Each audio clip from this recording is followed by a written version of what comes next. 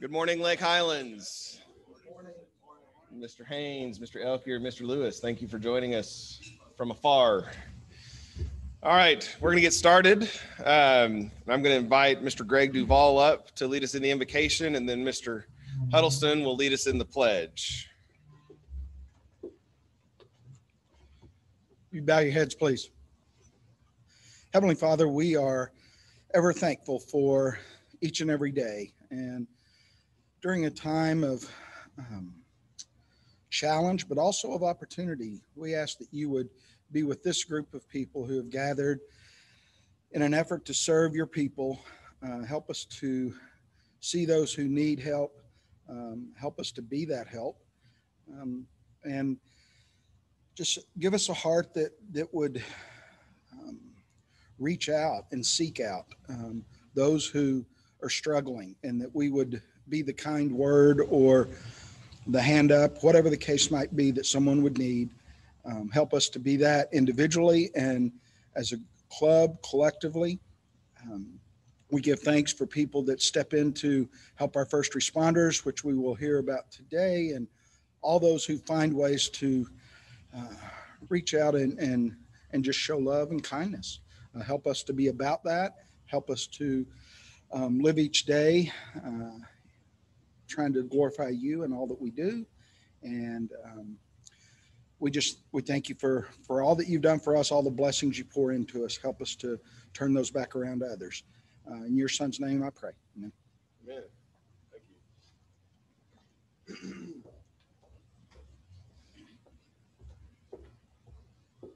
Please join me in the Pledge of Allegiance. I pledge allegiance to the flag of the United States of America and to the republic for which it stands, one nation, under God, indivisible, with liberty and justice for all. All right, thank you, gentlemen.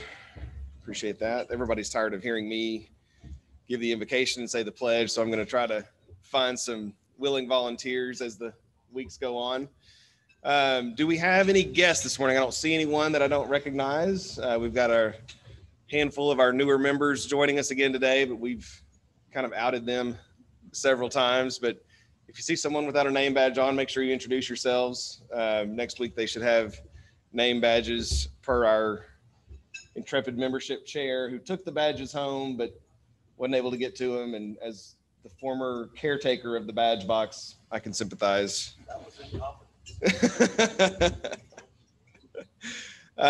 Not very many announcements. I did get an email from John Threadgill this week, who shared that, given a couple of risk categories that he and others at the back table share, they're not joining us in person on Friday mornings, but did encourage me to make an announcement about early voting.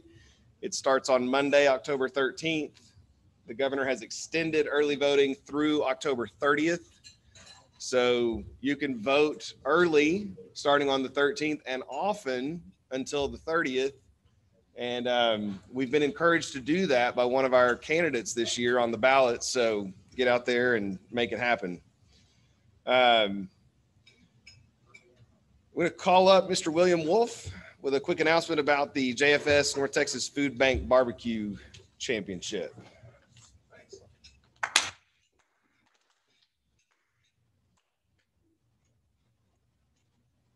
Appreciate the opportunity to talk to you guys. So I haven't met all of you. I joined last year right before COVID, which is great timing. But I have gotten to know some of you, and I really appreciate how y'all welcomed us. And I'm part of a group that had been putting on a barbecue championship every year for the last 5 years to raise a lot of funds for the North Texas Food Bank and for Jewish Family Services. You guys are familiar, I'm sure, obviously with North Texas Food Bank.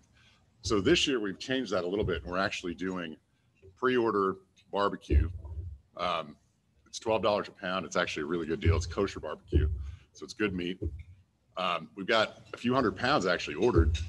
I'm the volunteer coordinator for this year's event, and I'm having trouble getting folks to come out and help the day that we're going to be putting the barbecue together and hand it out to people that have ordered it. So if you have an opportunity on the 24th and the 25th of October, could really use your help. We have evening availability as well as during the day. If you come for the evening availability, I promise you there'll be lots of beer. We'll hang out. We'll have a good time. We'll be smoking brisket. We'll be putting things together. It'll be great. So anyway, I'll be at the back table. Thanks for the opportunity to let y'all know about this, and come help if you can. It's for a good cause. It's barbecue, and we'll have a good time. Thank you. Excellent. Thank you, William. It sounds like a great event for a great cause. So if anybody's available, again, the October 24th, 25th, check in with William and get signed up for that. I'll make the golf tournament announcements. This will be my last time to make them. Well, they're going to happen before, one of them's going to happen before our next meeting.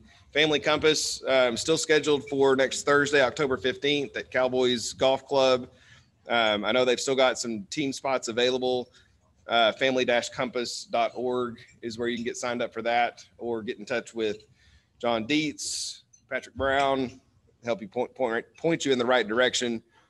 Learned this week that the Lake Highlands High School Wildcat Club Cat Classic has been canceled. I'm sure if you were planning on playing, you've been notified, but wanted to make sure everyone knew that one was off at this point. And before I call up Mr. Bailey, does anyone else have any other announcements, important things I should mention, people I can embarrass? No? Okay. So with that, I will call up our Vice President of Programs, Michael Bailey, to introduce our program. Mr. Bailey.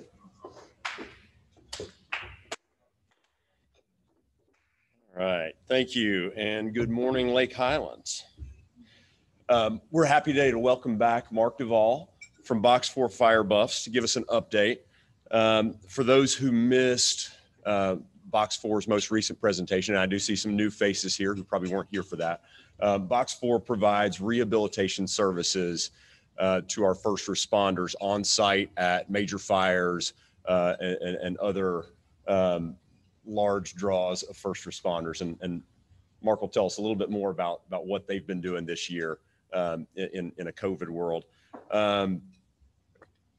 They're going to give us an update on their operations, and most importantly, they are here to show off the new truck that you saw when you came in, that our club is proud to have helped them acquire. So Box 4 works all over North Texas, and their volunteers are from all around the area. But we are fortunate to call Mark a Lake Highlands neighbor. It always surprises me when I hear Mark talk that his work with Box 4 is not a full-time job, but it's not. It's a volunteer gig. In his free time, he works in logistics at a trucking company. So yeah, we're very grateful for Mark to carve out some time to be with us this morning. And Mark, I'll let you introduce your team as well. But thank you very much, Mark.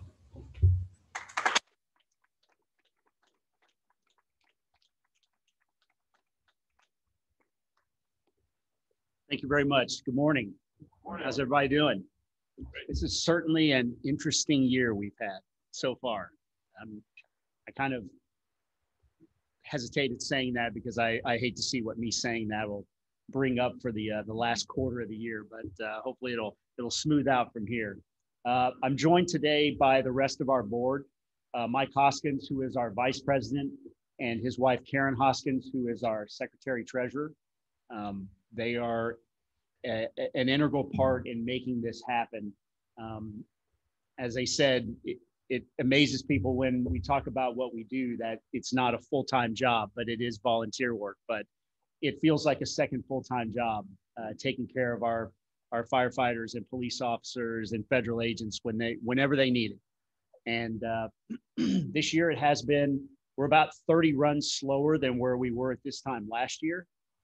But that being said, we have spent quite a bit of time downtown working with the police and other agencies, Department of Public Safety, the fire department, with the ongoing protests that are downtown. So our police officers, firefighters are all being well taken care of by us downtown. But I want to say first off, thank you to each and every one of you for making that amazingly generous and kind gift available to us to complete that truck.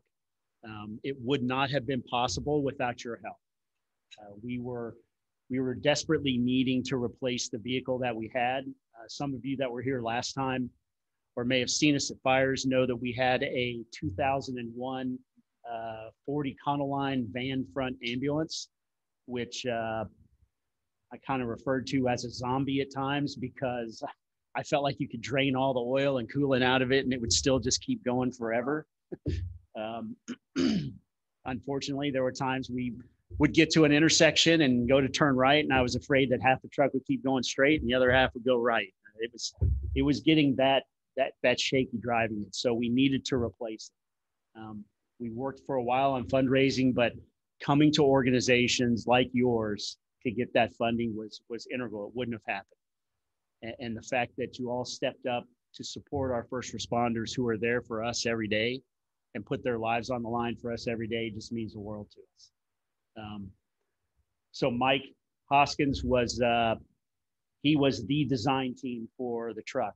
He took on the project and he knew exactly what we needed and what we didn't need on it. And that's exactly what he designed. And I think we're extremely proud of what we have.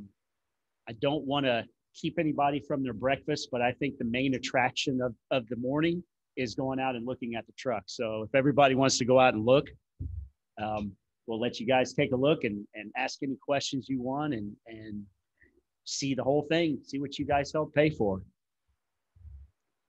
You want to do a few questions and then go out? I can do that. Sure. I can do. Yeah, absolutely. I'll do some questions. Yeah, go ahead. Oh, I was just going to ask, based on your comment right there. So the design, they're ever going to be all of these unique? Like, you don't go down to the dealer lot and pick one out. It's totally what you need custom. It is exactly what we need customized. So for those of you who were here last time when we came, we have two trucks. 896 is the main truck. So it is a 2018 MT55 chassis, Freightliner chassis that was built by a company in Wisconsin, LDV. And it was designed exactly by us, what we want. And so they build each one of those trucks exactly the way we wanted it to our design, whether we needed a bathroom. So they put a bathroom on board. We wanted a big sliding door cooler inside for the drinks. So they figured out how to make that work. Everything that we wanted, they designed into it. Same thing with this truck. So with this truck, we went to a company called Siddons Martin. They build all of the, they're now building all of the fire apparatus for the city of Dallas. So they're building all the engines, the ladder trucks. This one is based on the basic design of a battalion chief's truck, like you see going to fires, but the inside and the back is completely different. And it was designed exactly for us. So it has a pull-out bed. It has the kind of storage that we need, that kind of thing. Any other questions? Yes, sir. Yeah, how do y'all staff these runs throughout the day? Y'all are all volunteers, have regular jobs. How do y'all get that done? So we are fortunate that some of our volunteers are retired. Some of us are fortunate that the work that we do allows us to leave. I'm fortunate in that way a lot of times that I can leave in the middle of the day and go and come back and things like that. But a lot of it's just a lot of communication and we know who's available and who isn't. For a lot of it, Mike is at the station a lot of times during the day, especially in the summertime. So in the summertime, we answer every working structure fire in the city. So that can get pretty busy when the temperature is 100 degrees or hotter. So, Mike is at the station during the day and I do it on the weekends. I only live a mile from the station, so it's easy for me to get there in the evenings and things like that. And then we have it worked out with the chief. So we tell Chief Artist, he knows that we've been doing this a long time. We're almost at 60 years in the city of Dallas of providing these services. So we know what the department needs. We know what the firefighters need. We know what the police officers need. If there's a call that comes out, Mike and Karen and I, some of the other members, we know how to read those calls and say, they're going to need us, so we might as well just go. And Chief Artist has said, just go and we'll figure it out later on. Yes, sir. There are other groups around the country that do this. Groups in Chicago. There's a group in New York, Florida. There are other groups around the country that do this. Sorry, another question. So the geography of this, citywide, you're not just doing Northeast Dallas, right? We are doing the entire city. Now, a good bulk of our multi-alarm fires are here in the Lake Highlands area in District 10 because this is the highest concentration of apartments in the city of Dallas is in District 10. So that because of that, we get more multi-alarm fires up here. And so we do answer kind of a bulk of our calls in the Lake Highlands area, but we go downtown for the protests. We go to South Oak Cliff if they have an apartment fire there. A couple months ago, we had you might have seen it on the news. There was a building in Oak Cliff right across the street from Station 15. Actually, the guys had been outside washing the engine and the rescue, and they said all of a sudden there was a guy just standing there at the end of the apron, and he was just pointing. And he never said a word. And they're like, "What's wrong with this guy?" And they're like, "What?" And he just kept pointing. So they kind of walked around the side of the station, and they can see just black smoke just poured out of this building. They're like, "Oh, well, that's what he's pointing at." So, so they jump on the engine, they go over there, and that ended up going to 3 alarms, and we were there for about 5 hours. So it was a very old, well-constructed building. That was a challenge for them to put out. Yes.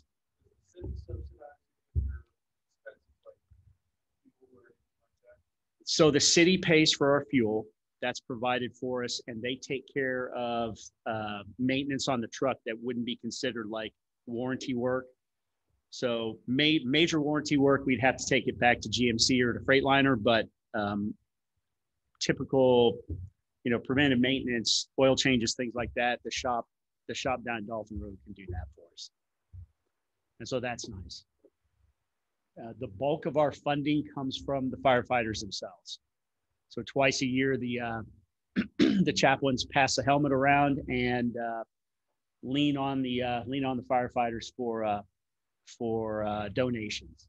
But when I became president, I said that I believe that the citizens at large in the city kind of have a responsibility to help support these first responders. They're doing an amazing job, and they're doing it sometimes with one hand tied behind their back.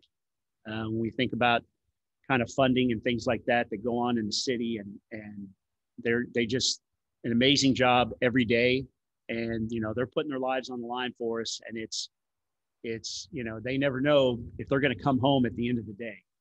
So we want to be there just to provide a little bit of support to them that they need at those instances, kind of make it a little bit easier for them. Yes.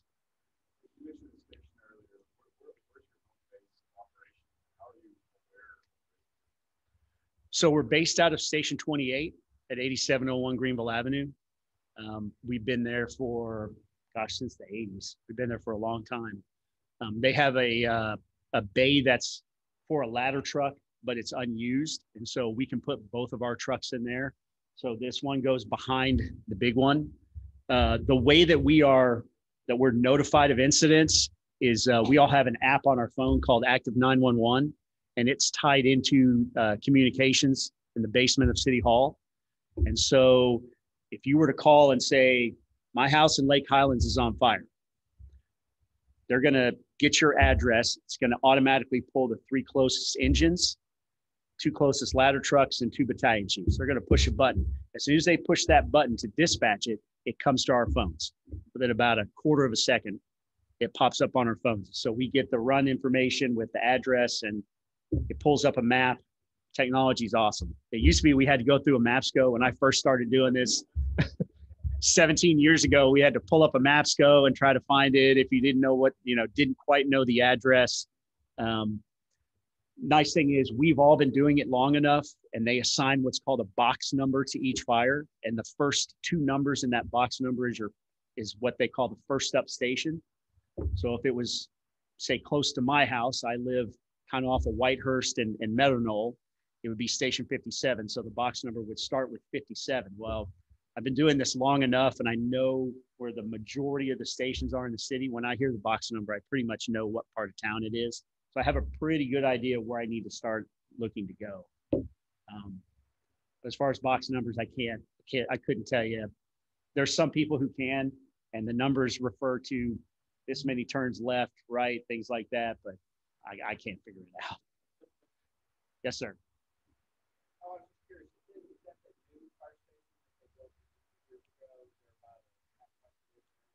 No, that's station 37. Royal and Greenville. Yeah.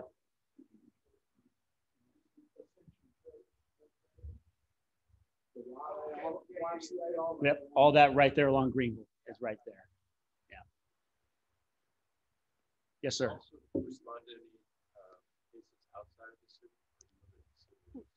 We are actually part of the North Texas Central Council of Governments, North Central Texas Council of Governments. So we can respond to anything within the 17 counties in North Central Texas. And we've gone to calls down in Ferris. We've gone north, east, things like that. We are also very fortunate to have had a very long relationship with the Salvation Army. So they actually own the vehicles. So they take care of our registration and insurance and things like that, which would be prohibitive for us to be able to afford. But because of that, when there are major incidents around the country, there are times where they will let us know, hey, if something else comes up around your area, you're it until we can get something there. An example would be a few years ago with Hurricane Katrina.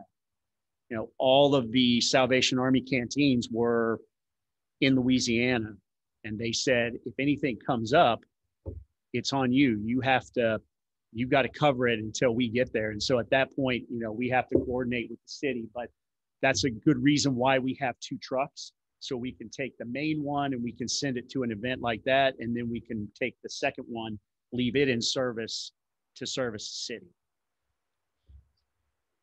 And, during Katrina, we got called by the EOC here in Dallas, and we went to Love Field for hours while they were bringing cargo planes in with, patients that they evacuated from nursing homes and hospitals. And we were taking care of the firefighters and paramedics as they would, cycle people to the hospital and then back. They didn't really have enough time for bathroom breaks and food breaks and things like that. So we coordinate all that.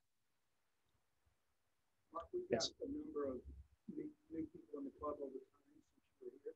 Would you just highlight a few of the consumables that you guys look for, donations and networking and things that ultimately give it to you to get to the people out there working for us? Oh, absolutely, Greg. Thank you. So our big things that we go through are Gatorade. So we do 20-ounce bottles of Gatorade, the 16-ounce bottles of water. We do snacks is the main kind of food item that we do. And so we do Little Debbie's. We do different things like, for example, last year we had a firefighter who came up, and we had started carrying Pop-Tarts on board because we found a deal on them at Sam's. And so we got a couple of the big cases of Pop-Tarts. And this firefighter was like, do you guys have he was young. He made me feel old. He was so young. He said, do you guys have a toaster? I said, no, but we will the next time I see you. And the next time I saw him, we had a toaster, and he heated up some Pop-Tarts and was eating Pop-Tarts. So we found this summer working downtown, we got a big donation from the Department of Public Safety after we had helped them for about 17 days, that they love Slim Jims, those little meat sticks, because they can grab them, they can put them in their pocket. It's all protein to them. So they love those. Just those are the kind of the things that we go through other things at times. Some of the things we've adjusted. We used to have these kind of heavy duty paper towels that we used for putting cold water on their head and things like that. We've actually gone to a microfiber towel now because it holds the cold a whole lot better. and then we can wash those. We just take them back to the station and we run a load of laundry, we get back. But the big things for us is the water and the Gatorade, because that's what we run through. So last year, again, you guys were amazingly generous and gave us all of the leftover water from Oktoberfest. And we finally ran out of that. Yeah, I think sometime about the middle of June. But those are all things that, you know, we need, and we accept donations at any time. Water, Gatorade, Little Debbie's, things like that. We try to get things that aren't like chocolate, that aren't going to melt, and things that'll hold up a little better. But for the most part, you know, the truck does have AC in it, so everything is pretty well, you know, it doesn't get super hot in there, but, you know, we just don't want things to go bad over time. Any other questions? All right. Sure. Folks out, I'll get your parting gift. You're going to collect a set of these. Keep coming back. But Mark, we appreciate the work that y'all do at Box 4, and y'all hang with us, especially you guys on the Zoom. We're going to head outside. I see Bailey's got his phone fired up.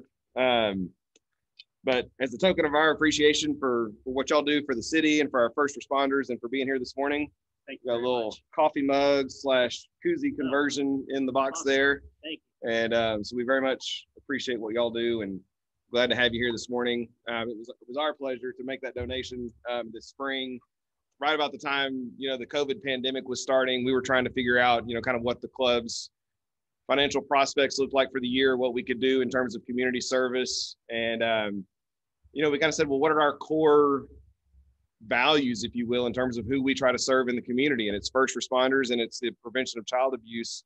And so as a board, we decided that we would make, you know, 2 sizable donations in support of those 2 efforts in the spring. And we did. And part of that was helping Box 4 finish out this new truck that we're going to go see. And they were gracious and put our nice logo on the back of it. So you'll get to see that when we go outside. But definitely glad to have y'all and see y'all out and about in town. So thank you very much. And yes, we will exit and go check out the truck, and then we'll be done. And I'm going to ring the bell and adjourn. But thank y'all for being here this morning. Don't forget to vote early, starting on the 13th and often until the 30th.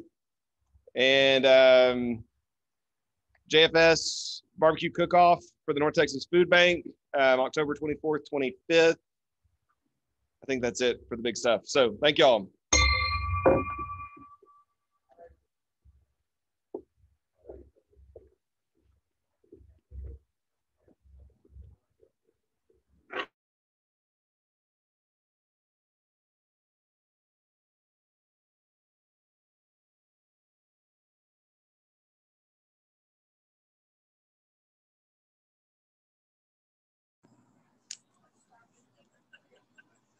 Too early on Friday morning start.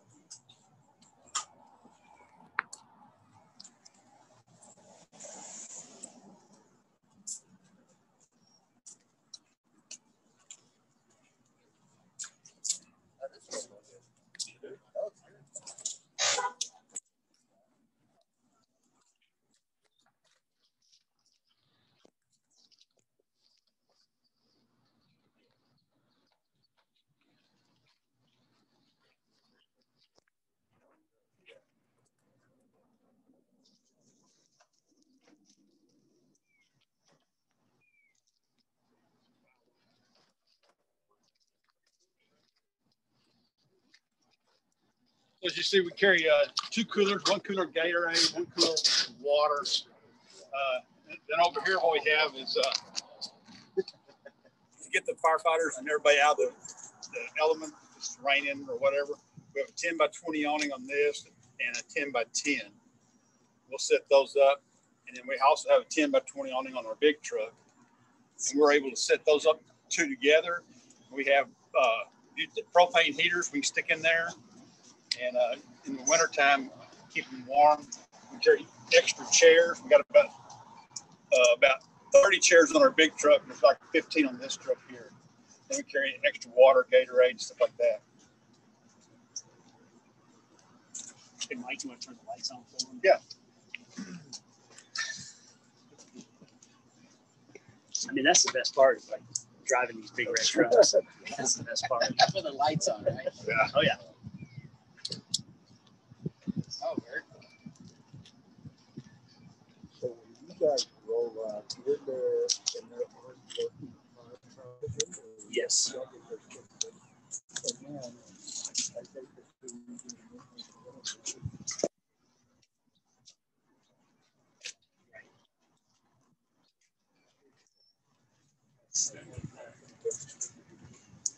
It's similar, just more. It's got kind of different setups. Yeah, I mean, It's got a certain that's some serious side. engineering. Yeah. It's got And we had to, we designed it. side. It's got that. I mean, that's intense. It's got some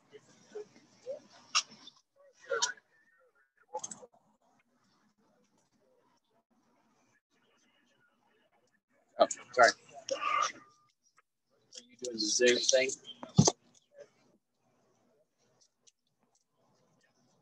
Engine, did you receive your disregard from rescue video?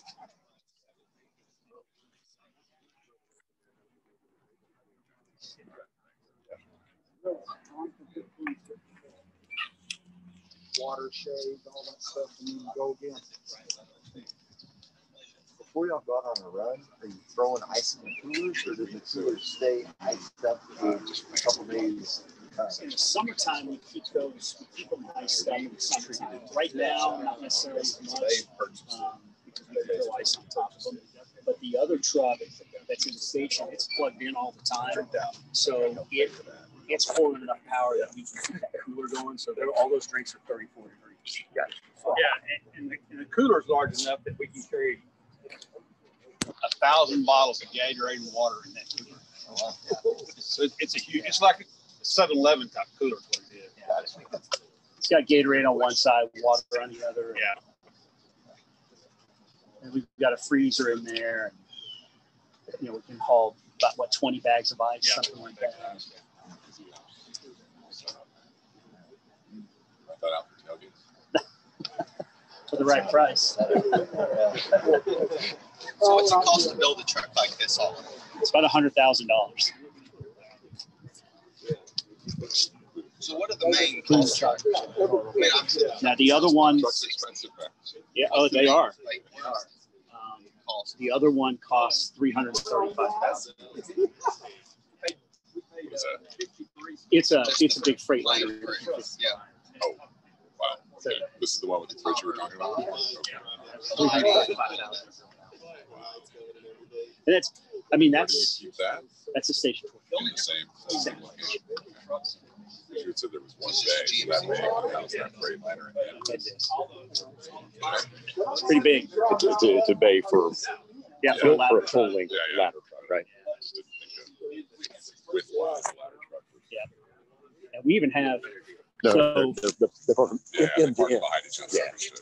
so at the very far back of the bay is our ice cooler. Like you've got a 7-Eleven or whatever outside for bags of ice. So we've got that.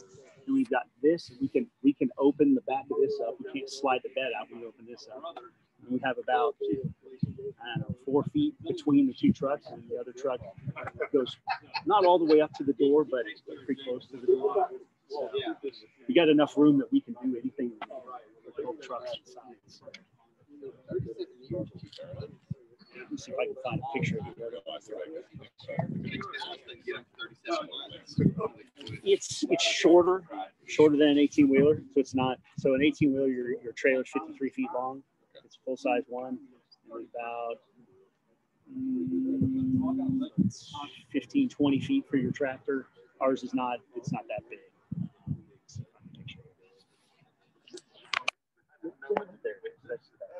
Oh, okay. Yeah.